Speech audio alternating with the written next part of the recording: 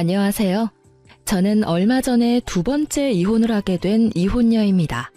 그리고 앞으로도 결혼을 하지 않고 지낼 독신녀이기도 하죠. 제가 두 번이나 이혼을 했다고 하면 사람들은 열이면 열, 분명히 제게 문제가 있었을 거라고 뒤에서 말하는 걸 알아요. 하긴 한 번도 하기 힘든 이혼을 두 번이나 했다면 그렇게 생각할 수도 있죠. 그런데 제 사연을 한번 들어보시면 정말 기구한 제 팔자에 다들 불쌍하게 생각하실 거예요. 솔직하게 말해서 사연글을 쓰는 것도 제가 받는 그런 모함들이 진실이 아니라는 걸 알리고 싶어서 쓰는 것이기도 하고요. 저의 첫 번째 남편은 참 괜찮은 사람이었어요. 잘생겼지만 여자는 저뿐이었고 많이 벌지는 않았지만 안정적인 직장을 가지고 있었죠. 그렇지만 을에 그렇듯 신은 모든 것을 주지 않더라고요. 그렇게 완벽할 거라 생각했던 첫 번째 남편에게도 아주 치명적인 단점이 있었거든요. 도박 중독. 그 사람이 신혼여행에서 카지노에 다녀온 뒤로 흥미를 느낀 것이 도박이었거든요. 저는 원래 돈이란 것은 있다가도 없고 없다가도 있는 것이라고 생각하는 사람이었어요. 모자라면 벌고 넘치면 쓰고. 좋게 말했지만 실상은 경제관념이 크게 없다는 뜻이었어요. 그런데 지금은 완전 구두쇠예요. 첫 남편이 모든 걸 날려먹고 그걸 모르고 있던 저마저 피해를 입었을 때 깨달았거든요. 돈과 관련된 일은 제대로 정신 차리지 않으면 무조건 호구가 되겠구나 하고요.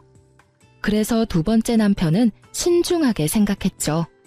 연애를 하는 것도 버거운 날들이었지만 그 사람은 무척 착했고 겁이 많은 사람이었어요.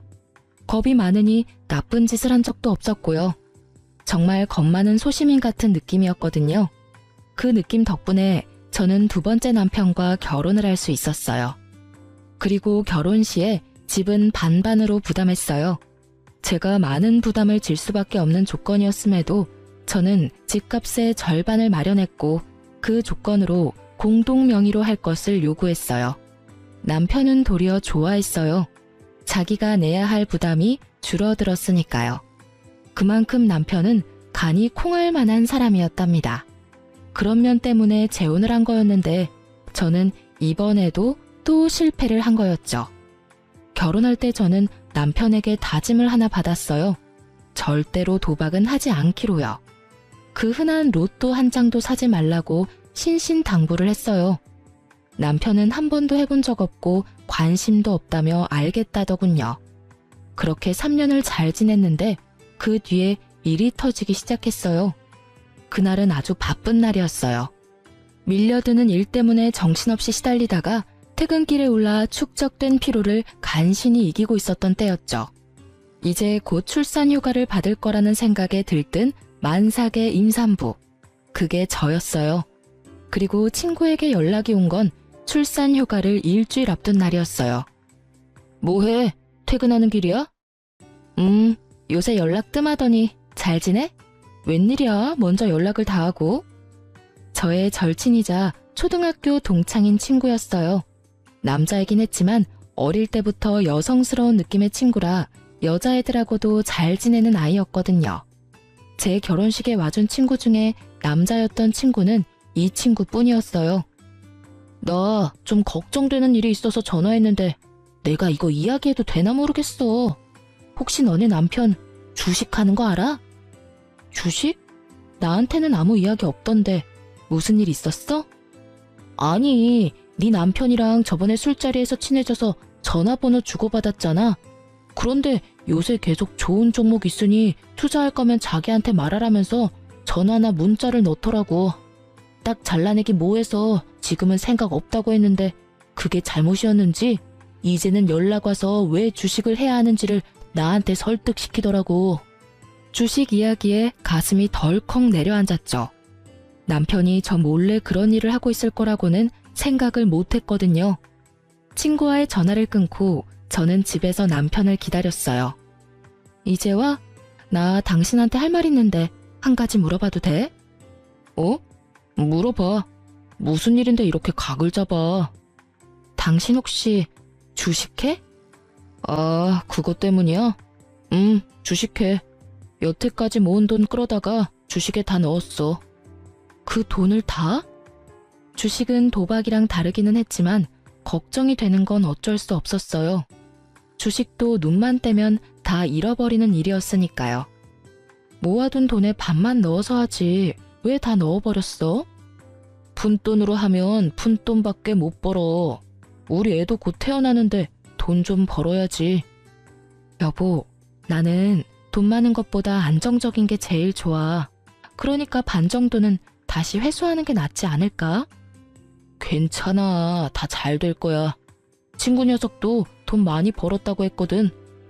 남편이 말하는 친구가 누구인지 감이 오더군요. 남편이 소개시켜준 친구들 중에 제 레이더망에 딱 걸린 사람이었어요. 한눈에 봐도 허세가 있고 과시욕이 있는 사람, 그리고 말이 많고 하는 말마다 허풍이 섞인 사람. 사기꾼 같아 보이는 남자였는데 하필이면 그런 남자의 말을 듣고 주식에 입문했다니 저는 걱정이 이만저만이 아니었어요. 곧 태어날 아이 때문에 돈이 많이 모자란 상황이었고 제가 받을 육아휴직 급여는 모두 집 살 때 끌어다 쓴 대출금으로 나갈 예정이었거든요. 남편 월급으로 살림을 꾸려나가야 하는데 주식을 하고 있으니 나 다음 주부터 출산휴가야. 한 달이면 아이 태어나. 그리고 내가 받는 육아휴직 급여는 대출금으로 다 나가는 거 알지? 일단 한 달에 100만 원은 꼬박꼬박 나한테 줘야 해. 그래야 애도 키우고 살림도 하지. 저는 남편에게 부탁했어요. 월급 중에 다른 건 모르겠고 100만 원은 꼭 나에게 달라고요. 생활비가 없으면 어떻게 할 수 없잖아요. 그랬더니 남편이 걱정하지 말라고 하더군요. 걱정이 안 될 수가 없었지만 일단은 주의하며 남편을 살폈어요. 그리고 남편 월급날마다 남편에게 생활비부터 달라고 닥달했어요. 물론 닥달하지 않아도 충분한 상황이었지만 중요하다는 생각을 남편에게 심어주기 위해서 몇 달을 그렇게 했어요. 그런데 아무리 아꼈어도 돈이 나가는 건 어쩔 수 없더라고요. 게다가 3인 생활에 생활비 100만 원은 정말 있을 수 없는 일이잖아요. 당장 보험, 통신, 관리비만으로도 수십만 원이 나가는데 식비가 충당이 될 리가 없죠. 저는 남편에게 생활비를 더 늘려달라고 했지만 남편은 난색을 표하며 안 된다고만 할 뿐이었어요. 그렇게 전전긍긍하던 제게 좋은 생각이 났어요. 곧 있을 시부의 생일에 남편이 주식에 넣은 돈을 토해내도록 만들기로 한 거죠. 제가 시부 생일을 이야기하면서 뭘 준비해야 할까 물었더니 남편은 자기는 바쁘니 알아서 준비하라고 하더군요. 저는 알겠다고 말하고 아무것도 준비하지 않았어요. 준비하는 척만 했죠. 그리고 시부 생일에 남편과 시댁으로 향했어요. 남편의 형과 누나가 아버지 생일이라며 옷이며 지갑이며 현금을 갖다 바칠 때 저는 그냥 멀뚱멀뚱 쳐다보고 있기만 했어요. 그러자 남편이 제 옆구리를 툭툭 치더군요. 준비한 선물을 빨리 내놓으라고요. 그래서 저는 이 기회를 틈타 시부에게 말했어요. 아버님, 저희는 생일 선물 준비를 못했어요. 죄송해요.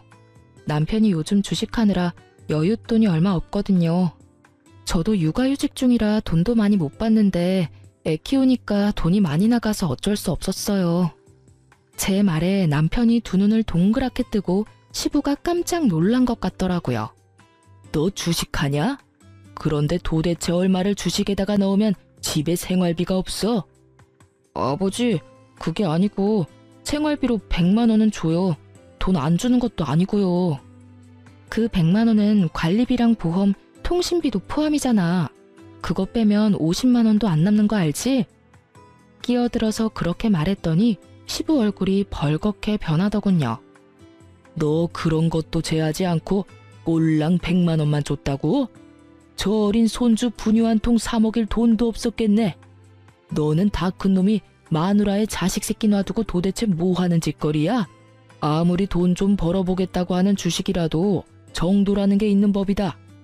넌 대체 뭘 하길래 월급을 다 거기다가 때려 넣어? 아버지, 오해예요. 제가 저조차고 투자를 하겠어요. 다 우리 애를 위해서 돈 벌려고 그런 거죠. 그러니까 아버지가 이해를 좀... 그래서 너 얼마나 벌었는데? 네가 넣은 돈에서 얼마를 더 벌었어? 시부의 그 말에 남편이 말도 못하고 눈빛을 피하더군요. 딱 봐도 느껴지는 폭망의 기운이었어요. 너 설마 그거 다 날린겨? 그건 아니고요. 지금 상황이 안 좋아서 많이 떨어지긴 했는데 조금만 기다리시면 다시 올라올 거예요. 진짜요, 아버지. 그것만 올라오면 이번 손해는 다 덮고도 남을 정도고. 야, 이 자식이 아직도 정신이 안 들었어? 주식하다가 패가망신 당한 것도 못 봤어? 능력이 안 되면 시작을 말았어야지. 네가 여태껏 주식에 관심도 없었는데 무슨 수로 수익을 내? 친구가 하라는 대로만 하면 금방 번다고 했단 말이에요. 친구 통장 보니까 엄청 돈 많이 벌었던데 저라고 왜 못해요? 이놈아, 네 분수에 맞게 살아. 주식은 아무나 해? 그것도 공부한 사람들이 하는 거지. 아무것도 모르는 초짜가 처음부터 한탕 벌어보자는 게 말이 되냐? 당장 돈 다 빼. 손해를 봤던 말던 지금 당장 빼지 않으면 내가 널 호적에서 파버릴 테니까. 시부의 서슬퍼런 목소리에 남편은 부들부들 떨며 그렇게 못한다며 버티더군요. 싫어요. 벌써 절반이나 잃었는데 지금 빼면 손해라고요. 시간이 지나면 올라올 테니까 그때까지 기다려주면. 그게 올라올지 망할지 네가 어떻게 알아? 내가 경고했다. 너 지금 당장 돈 다 안 빼면 너 집 살 때 아빠가 빌려준 돈 지금 당장 갚으라고 할 테니까. 결국 시부의 입에서 그 말이 나오고서야 남편은 포기했어요. 집에 돌아올 때 제가 남편에게 말했어요. 여보, 절대로 주식하지 마. 주식이나 도박이나 중독되면 정말 빠져나올 방법이 없거든. 그러니까 애를 봐서라도 우리 그냥 돈만 열심히 모으면서 살자. 그렇게 살아도 잘만 살아. 응? 이렇게 말하는 저도 돈을 많이 벌 수만 있다면 벌고 싶다고 생각은 해요. 하지만 주식이나 코인이나 뭘 아는 사람들이나 하는 거지. 모르는 사람이 시도하면 당연히 잘 될 리가 없겠죠. 게다가 멋모르고 도전했다가 쪽박차면 다 본인 탓이지 누굴 탓하겠어요? 그런데 그런 제 말이 고깝게 들렸는지 남편이 버럭하더군요. 당신이 뭘 알아? 그리고 그렇게 살면서 언제 돈을 모아? 당신이 이렇게 하지만 않았어도 그 주식 진짜 빛을 봤을 거라고. 당신이 다 망쳤어. 어떻게 책임질래? 내가 뭘 책임져야 하는데? 당신 나랑 애 생각은 해보기는 한 거야? 우리 생각했으면 당신이 그 많은 돈 절대로 주식에 투자 안 했을걸? 3천만 원이나 되는 돈을 다 집어넣는 게 어딨어. 초짜면 초짜답게 소액으로 굴리면서 공부부터 해야지. 처음부터 크게 한탕 해볼 생각으로 남한테 주입받은 종목에다가 다 쏟아붓고 그게 잘 될 거라 생각해? 그래서 지금 잘 된 거야? 벌써 떡상으로 하고도 남았어야지. 벌써 당신 반이나 잃었잖아. 제 정론에 남편도 할 말이 없는지 입만 닫고 거칠게 운전만 하더군요. 그리고 나중에 알고 보니 남편이 투자한 종목은 쪽박 찼어요. 그리고 중간에 반을 잃고 주식을 매도한 남편은 그나마 그거라도 살릴 수 있어서 다행이라고 생각하더라고요. 그때 빼지 않았다면 정말로 그 돈들이 휴지 조각이 될 뻔했거든요. 남편은 그걸 보고도 제게 사과 한마디 하지 않더군요. 그래도 저는 문제 삼지 않고 넘어갔어요. 남편이 주식에 들어간 돈을 회수했다는 것은 그나마 반가운 일이었거든요. 주식의 무서움을 알고 나면 남편의 콩알 만한 간이 알아서 남편을 주식의 유혹으로부터 막아줄 거라 생각한 거죠. 그런데 딱히 그런 것도 아니더라고요. 그 뒤에는 이상한 일들이 점점 더 크게 벌어졌으니까요. 주식을 팔고 나서 몇 달간은 정말로 조용했어요.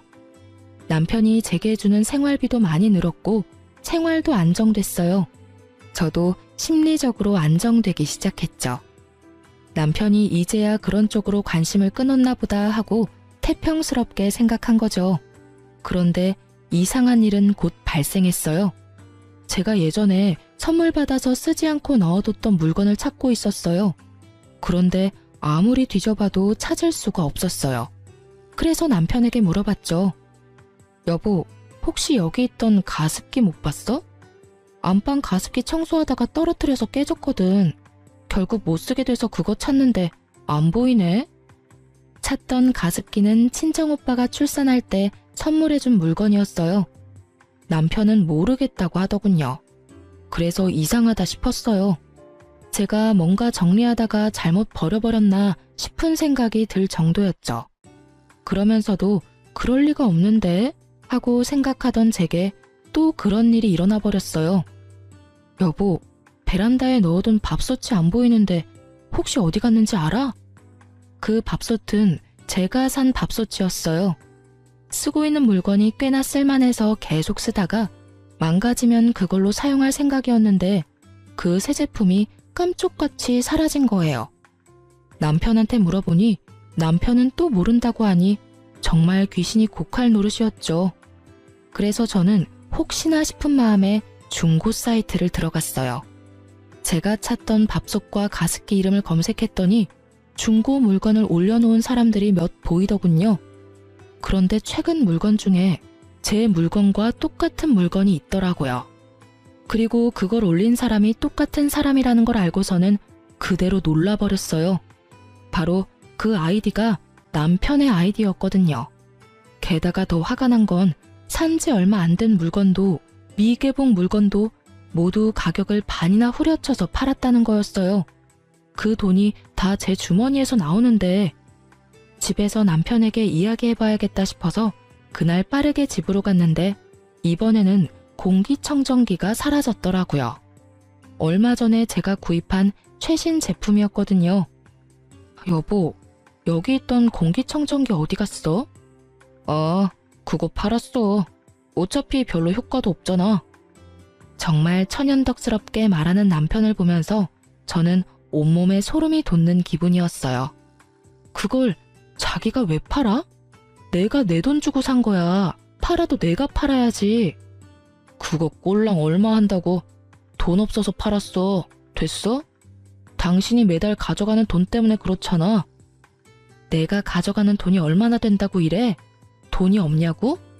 나 다시 일 시작하고 생활비 주는 것도 반으로 줄었잖아. 당신 월급은 다 어디다 쓰는 거야? 혹시 아직도 주식해? 저는 혹시나 하는 마음에 남편 폰을 빼앗아 확인부터 했어요. 그런데 주식에는 잔고가 0원이더군요. 가지고 있는 종목도 없고요. 그래서 더 이상했어요. 주식도 도박도 안 하는데 돈이 없다니 이상하잖아요. 당신 밖에 살림 차렸어? 제 말에 남편이 어이없다는 듯이 한숨을 내쉬더군요. 무슨 헛소리야. 그냥 돈이 좀 필요했었어. 내가 돈 어디다 쓰는 것까지 당신한테 말해야 해? 내가 산 물건 팔아치우는데 그걸 내가 몰라야 될 이유도 없지? 말해봐. 그 돈 다 어디다 써? 아니면 당신 혹시 잘렸어?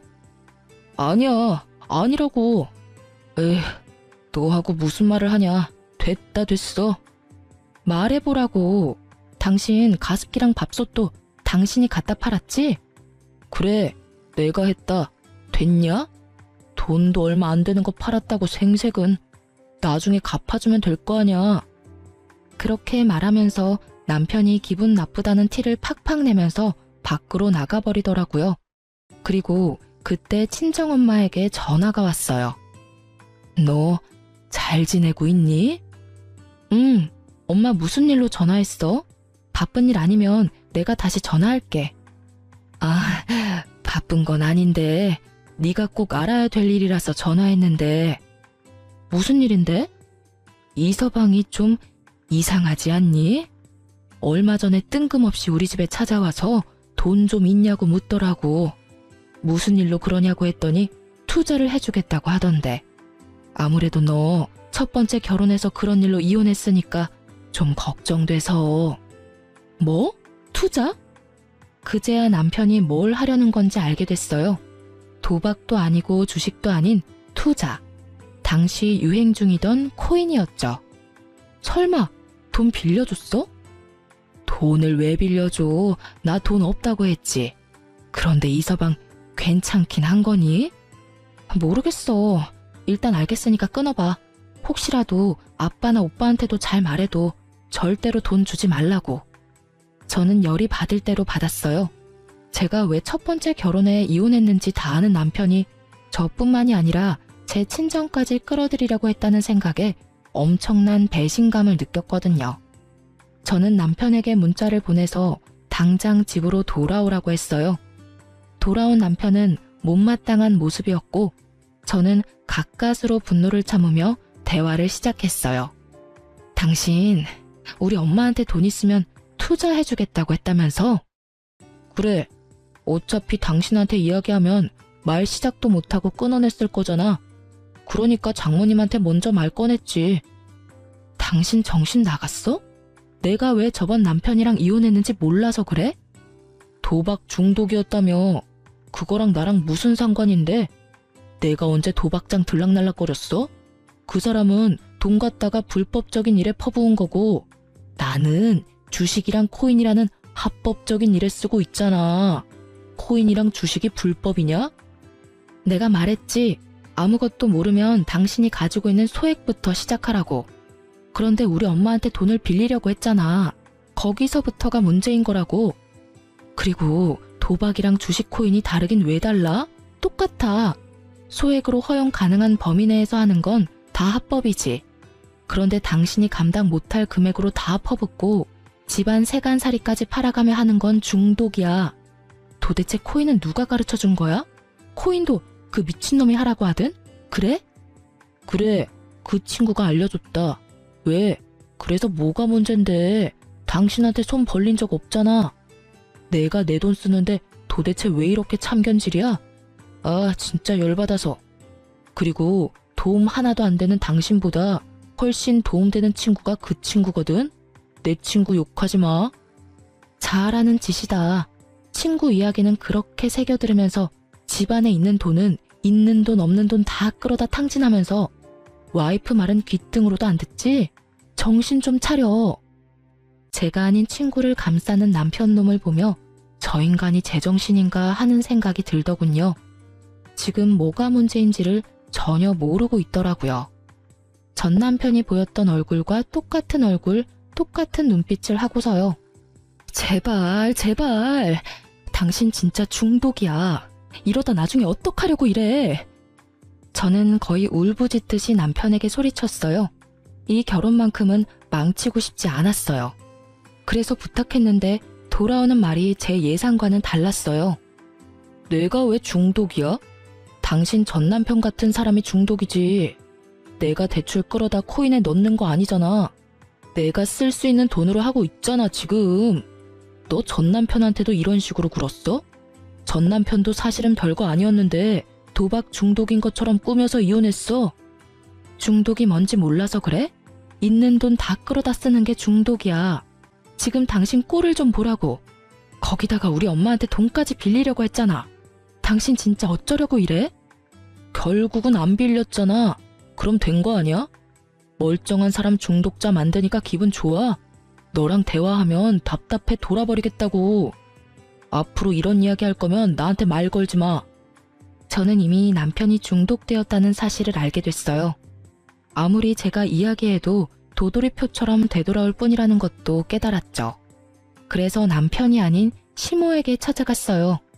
시댁에는 시부는 출타 중이었고 시모만 집에 계셨어요. 저는 시모에게 말했죠. 어머님, 그이가 이번에는 코인에 손을 댔어요. 제발 어머님이 뭐라고 해주세요. 이러다 진짜 집 다 말아먹겠어요. 제 말에 시모가 가만히 제 얼굴을 빤히 보더라고요. 그러더니 어이없는 말 한마디를 하더군요. 예, 너는 그렇게 안 봤는데 사람이 왜 그렇게 속이 좁니? 네 남편이 어련히 알아서 하지 않을까? 아내가 돼서 남편 마음도 헤아리지 못하고 하는 일마다 막아서야 될 일이니? 너도 그렇게 말하지만 말고 남편 하는 일에 귀를 좀 기울여 봐라. 걔도 다 가족을 위해서 그러는 건데. 어머님, 가족을 위한 일이라도 잘못된 방법이에요. 게다가 지금 집에 있는 세간살이도 다 팔아서 코인 할 돈까지 모으고 있다고요. 이게 정상이에요? 어머님이 따끔하게 혼내주셔야죠. 내가 왜 그래야 하니? 그럼 네가 말해봐라. 돈 한 푼이라도 더 벌려고 저렇게 고생하는 아들한테 내가 뭐라고 말해야 되겠니? 시모의 그 모습에 저는 안 되겠다는 생각이 들었어요. 부모가 저 모양이면 남편은 돌아올 가능성이 거의 없었죠. 시부라도 있다면 모를까. 그렇지만 지금 당장 시부는 없었죠. 어머님이 안 해주실 거면 아버님께 부탁할게요. 넌 그렇게 말을 못 알아듣니? 이제 그만 좀 설치고 다녀. 너 때문에 우리 아들 그렇게 눈치 보며 사는 거 내가 모를 줄 알아? 난 절대로 그렇게 놔둘 생각 없어. 꼬우면 네가 나가. 우리 아들 이래라 저래라 조종할 생각 말고. 시모의 말이 선을 넘었다는 것을 알았어요. 결국 저는 다시 한번 이혼을 생각했죠. 하지만 솔직하게 말하자면 저는 2번의 이혼으로 제가 받을 사람들의 눈총이 너무도 큰 걱정이었어요. 남편을 바꿀 수 있다는 생각은 전혀 없었어요. 왜냐고요? 전 남편 일에서 깨달았거든요. 사람 고쳐 쓰는 거 아니라고. 중독은 절대로 못 고친다는 거요. 아시죠? 도박하는 놈은 손모가지 날아가도 한다는 거. 그 말 그대로예요. 중독이 되면 눈에 뵈는 게 없어지거든요. 저와 함께 살며 제가 산 물건들까지 내다 팔 정도면 이미 눈에 아무것도 보이지 않게 된 거죠. 그리고 이때쯤 되면 손절이 답이고요. 저는 집으로 돌아와 남편에게 단호하게 말했어요. 나 당신하고 이혼할 거야. 나는 할 만큼 했고 참을 만큼 참았어. 당신이 가진 코인이 얼마나 잘 될지 나는 상관 안 해. 그게 얼마나 뻥튀기 되든지 간에 나는 그 돈 필요 없으니까. 지금 당신이 나한테 이혼하자고 한 거야? 그래, 내가 하자고 한 거야. 나 더 이상은 못 참으니까. 딴 건 바라지도 않아. 재산 분할 같은 건 다 필요 없어. 다만 이 집, 공동명이고 집값도 내가 반 부담했으니 집값 반은 나한테 줘. 처분을 해도 되고. 당신 지금 뭐 잘못 알고 있는 거 아니야? 당신이 먼저 아무 잘못 없는 나한테 이혼하자고 한 거야. 내가 바람을 피웠어. 당신을 때리기를 했어. 나한테는 아무런 유책 사유가 없잖아. 잘못한 게 없는데 왜 내가 당신한테 위자료를 지급해? 당신이야말로 위자료 나한테 지급해야 할걸? 그 말을 하는 남편놈은 이 상황에서 웃고 있더군요. 자기 생각으로는 자기가 잘못한 게 없으니 위자료도 자기가 받을 거라는 착각을 하고 있더군요. 그 착각을 바로잡아줄 생각도 하지 않았어요. 이미 돈에 눈이 돌아갔더라고요. 그 돈을 코인에 집어넣을 생각으로 가득 찬 남편놈을 보니 씁쓸하기도 하고 착잡하기도 하고 짜증이 나기도 했어요. 이번에도 망쳤다는 생각부터 저놈은 뭘 믿고 저렇게 당당한가 싶은 생각까지 들었죠. 맘대로 생각해. 나는 내 권리 주장할 거고 이혼 소송도 필요하면 할 거야. 당신 얼굴 더는 보기 싫으니까 나는 친정에 있을게. 저는 그렇게 말하고 집에서 나왔어요. 그리고 그날 이후로 남편놈은 열심히 돈을 빌리러 다니더군요.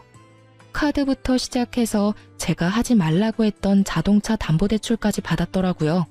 애 물건 놔두고 온 게 있어서 2주 만에 집에 갔더니 수북하게 쌓여있는 고지서부터 시작해서 텅 빈 집안이 보이더군요. 이미 팔 수 있는 건 다 팔아먹었더라고요. 가격이 나가는 건 전부 다요.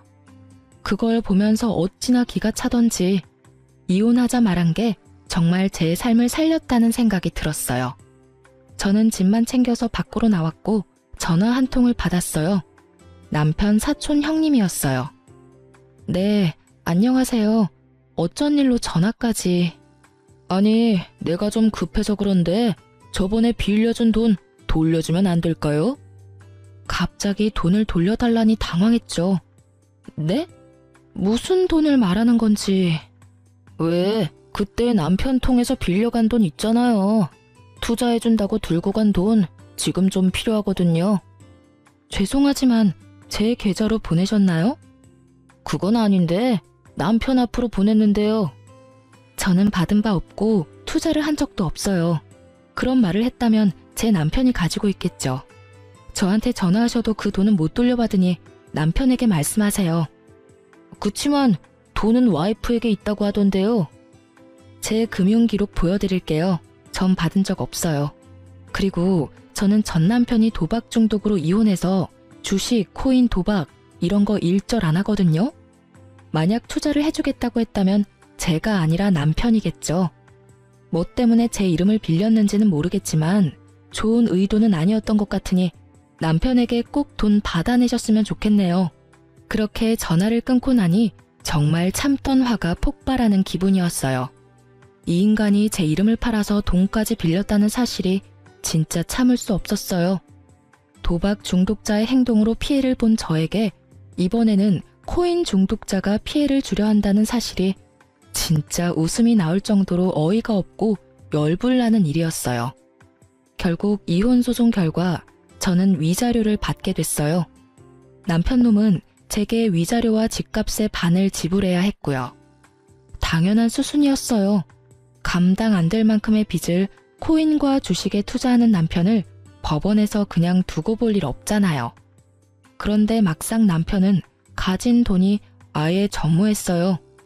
제게 위자료를 받을 거라고 생각한 남편놈이 대출을 미친 듯이 당겨서 받았더라고요. 이 와중에 집이 그나마 멀쩡했던 건 공동 명의였기 때문이었어요. 이름이 두 사람 걸려 있으니 대출 진행이 안 되었더라고요. 찾아보면 공동 명의라도 대출되는 곳이 있다고 하던데 그건 몰랐던 것 같더라고요. 하긴 그렇게 하더라도 한 사람 지분만큼만 대출이 가능했겠지만요. 왜 우리 이혼이 당신 잘못이 아니라 내 잘못이야? 이건 뭔가 잘못됐어.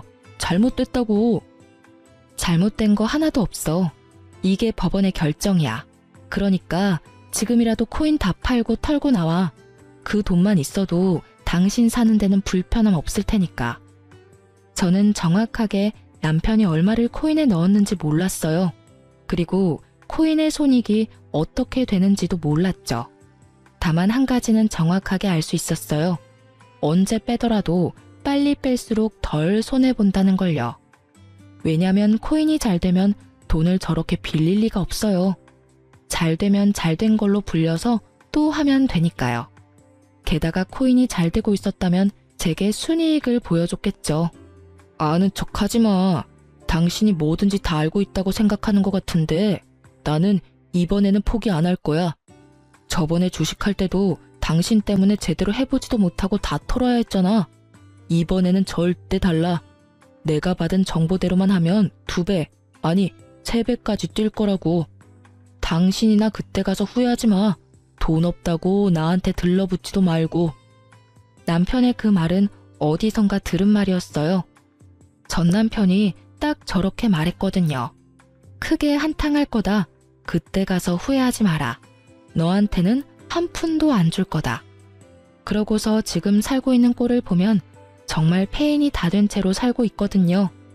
저는 남편놈의 저 말에 의미를 둘 필요를 못 느꼈어요.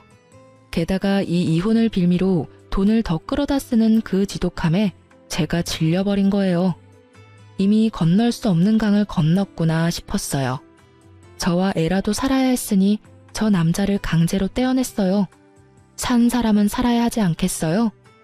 그럴 일 없고 난 그렇게 번 돈도 필요 없어. 일하는 걸 그런 식으로 다 털어먹고 싶다는데 내가 말릴 이유도 없지. 그리고 이혼하게 되면 더 이상 그럴 필요도 없고 대신 우리 애한테 연락하지 마. 코인 중독자가 애 아빠라고 가르쳐주고 싶지 않으니까. 그리고 당신이 잘 되든 못 되든 앞으로 나한테 연락하지 마. 나는 당신을 이해할 수도 없고 이해하고 싶지도 않은 사람이거든. 그러니까 다시는 마주치지 말자. 저는 모든 게 그냥 무의미하다는 생각이 들었어요. 화를 내고 싶은 마음도 그저 싹 사라졌죠. 지금이라도 이 사람을 설득하면 가정을 지킬 수 있을지도 모를 거라는 꿈 같은 희망 회로를 돌릴 수 있는 상황이 아니었죠. 이 인간 설득이 될 단계가 아니었으니까요. 그렇게 저는 남편과의 대화를 끝냈어요. 이미 판결은 제게 위자료와 재산 분할하라는 내용이었지만 남편이 그걸 들어줄지는 모를 일이었어요. 다만 그 집만 팔면 어떻게든 돈은 마련할 수 있을 테고 남편도 영 돈이 없으면 코인을 팔지 않을까 하는 생각도 했거든요. 그런데 2달 정도 지났나요? 전 남편에게 전화가 왔어요. 마주치지 말자고 연락하지 말라고 한 지 얼마 되지도 않았는데 전화를 하는 전 남편이 답답했지만 전화를 받았어요. 여보, 미안해. 내가 잘못 생각한 것 같아. 정말로 너무 만만하게 보고 시작한 것 같아. 당신이랑 우리 애 없으니까 너무 힘들어. 이혼 다시 생각해주면 안 될까? 뜬금없이 전화한 남편놈은 수화기 너머로 질질 짜고 있더군요. 솔직하게 미안하다거나 불쌍하다는 생각은 전혀 들지 않았어요. 그 뒤에 나올 말들이 대강 예상이 됐거든요. 갑자기 왜 그런 말을 해? 주식이랑 코인은 다 털고 나왔어? 이제 좀 정신이 들어? 코인은 아직 하고 있어. 지금은 똥값이지만 언젠가는 오른다고. 나는 그때만 기다리고 있는 거고. 다른 종목들 다 사라져도 그것만은 끝까지 간다고 했으니까 밀어줘야지. 아직 정신 못 차렸네. 나는 당신이 코인이나 주식을 하든지 말든지 간에 당신이랑 다시 만날 생각 없어. 그렇게 냉정하게 말하지 말고. 잘 들어봐. 내가 당신한테 줘야 할 돈들이 좀 있잖아. 그런데 지금 내 형편으로는 바로 다 갚지는 못해. 그래도 지금 들어가고 있는 코인만 잘 되면 당신 거부터 갚을 거긴 한데 좀만 더 기다려주면 안 될까? 재결합을 말하더니 씨알도 안 먹힐 것 같으니 이번에는 연장을 요구하더군요. 연장 정도야 해줄 수 있었지만 문제는 저놈은 돈이 생기면 무조건 코인부터 할 놈이라는 거였어요. 나 당신이 돈 안 주면 강제로 받도록 법원에 신청할 거야. 그렇게 되면 당신 월급 봉투부터 먼저 잡히는 거 알지? 그렇게 되지 않도록 열심히 애써봐. 간단한 방법 있잖아. 집 팔아서 나한테 집 반값이랑 위자료 주면 우리 사이 깔끔하게 정리되는 거야. 그러면 집을 완전히 당신한테 넘기게 되는 거잖아. 그럼 넘겨야지. 당신이 지금 줘야 할 돈이 있으니까. 그 돈은 당신이 잘못했으니 나한테 주라는 거거든? 여전히 뭐가 잘못된 건지도 모르겠지? 왜 네가 돈 내야 하는 건지도 모르겠지? 거봐. 당신은 여전히 아무것도 모르고 여전히 잘못된 길을 걷고 있잖아. 진짜 짜증나 죽겠어. 도박 중독자 피했더니 이번에는 코인 중독자야? 내가 전생에 지은 죄가 얼마나 많으면 결혼한 두 사람이 다 이런 남자냐고. 결국 화가 나 소리를 빽 지른 저는 지끈거리는 이마를 꾹꾹 눌러댔어요. 절대로 주식 같은 거 안 할 것처럼 생긴 사람도 투자를 하게 되다니. 어디서부터 잘못됐는지조차 감이 오질 않더군요. 그리고 제 화가 꽤나 잘 통했는지 남편놈은 더 이상 연락을 하지 않더군요. 다행이라고 생각했어요. 어줍잖게 아는 척하면서 돈 빌려달라고 할까봐 걱정했거든요. 그런 뻔뻔한 사람은 아니라서 다행이었죠. 그런데 그 뒤로 시부에게 연락이 온 적이 있었어요. 시부는 그나마 남편의 코인 중독을 걱정하던 분이셨는데 제게 전화와서 그러더라고요. 며느라가 내가 아들놈 잡아다가 절대로 허튼 짓 못하게 단단히 일러둘 건데 다시 집에 돌아올 생각은 없어? 아버님 생각은 고맙지만 안 될 것 같아요. 남편은 이미 제 이야기에는 귀를 기울이지 않거든요. 그놈이 늦바람에 정신을 못 차려서 그래. 내가 단단히 일러두고 정신 차리도록 만들면 하지 말라는 짓은 안 할 거다. 이렇게 헤어지는 건 너한테도 아들한테도 안 좋아. 시부의 걱정은 부모로서 당연한 일이었고 제 입장까지 생각해주는 아주 감사한 일이었어요. 하지만 그런 시부의 노력도 길게 가지 못할 거라는 걸 알았어요. 그리고 시부를 이유로 돌아가봤자 그 집에는 시모가 있잖아요. 열심히 아들 일탈을 도운 시모가요. 아들 하고 싶은 대로 놔두라는 시모의 말이 턱하니 걸리더군요. 죄송해요 아버님. 전 제 아이를 코인 중독자 아이로 키우고 싶지는 않아요. 그리고 가난을 물려줄 생각은 더더욱 없고요. 그러니까 더 이상 제게 전화하셔도 의미는 없을 거예요. 이번 이혼 후에는 죽을 때까지 혼자 애 키우면서 살 예정이거든요. 애 보고 싶을 때는 말씀하세요. 아버님 혼자만 오시는 거면 애 보여드릴게요. 그렇게 말하고 전화는 끊었어요. 그 뒤로 연락이 오지는 않았어요. 시부는 남편의 집을 팔도록 강요했더라고요. 안 팔고 어떻게든 돈을 빼려고 용쓰다가 시부에게 들킨 남편은 결국 시댁으로 다시 들어가게 됐고요.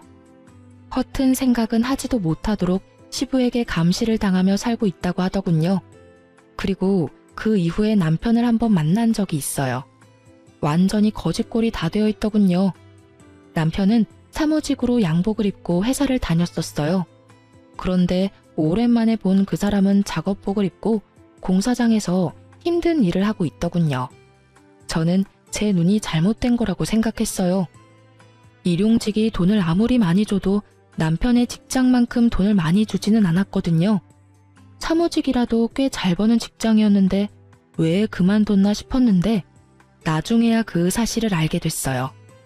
제가 남편 사촌에게 돈 갚으라는 연락을 받은 적이 있었잖아요.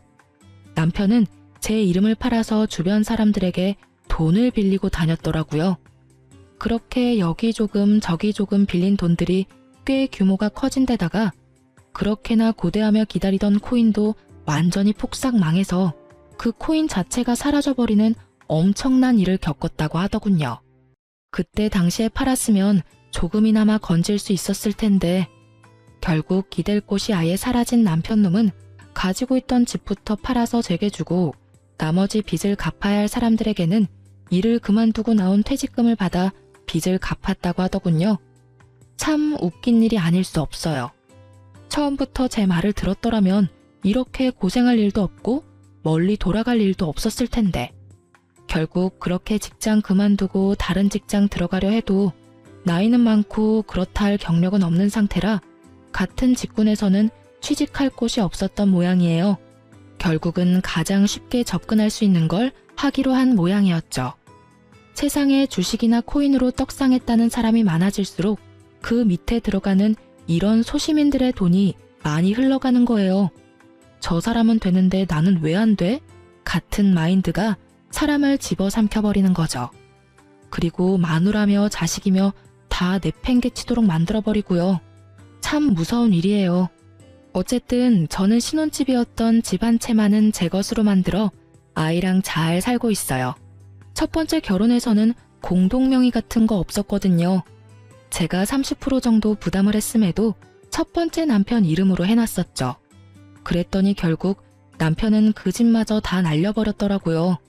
담보대출 한도 끝까지 꾹꾹 눌러담아 다 빼먹고 결국은 제게 줄 위자료도 제대로 갚지 못했거든요. 그래서 처음에 결혼할 때 최대한 제 지분을 넣어서 공동명의로 집을 산 거예요.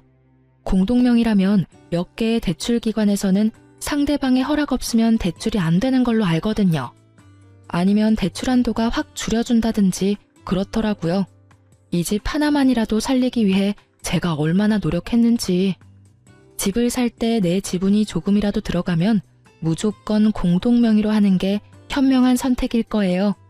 한번 크게 당해본 경험자가 하는 말이니까요. 주식, 코인 중독자 남편과 재산 없이 이혼하게 된 것도 열받는 판국에 집마저 날려먹을 수는 없잖아요.